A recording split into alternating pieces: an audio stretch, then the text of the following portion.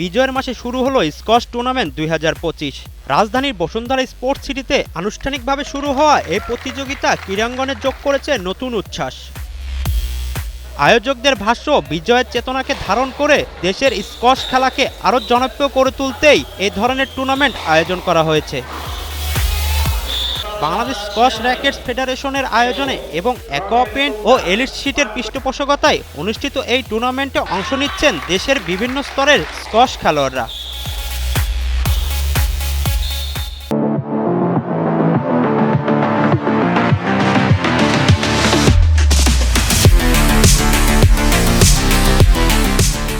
তরুণ ও উদীয়মান খেলোয়াড়দের জন্য এটি একটি গুরুত্বপূর্ণ প্রতিযোগিতা বলে মনে করেন আয়োজকরা জানান, স্কোয়াশ খেলাকে আরও জনপ্রিয় করা এবং জাতীয় পর্যায়ে নতুন প্রতিভা তুলে আনতেই এ ধরনের টুর্নামেন্ট নিয়মিত আয়োজন করা হচ্ছে।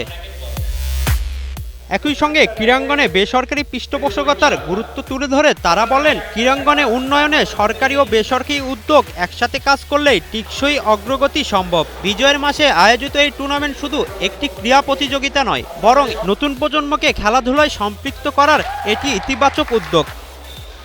তারিকুল ইসলাম, কালের কণ্ঠ,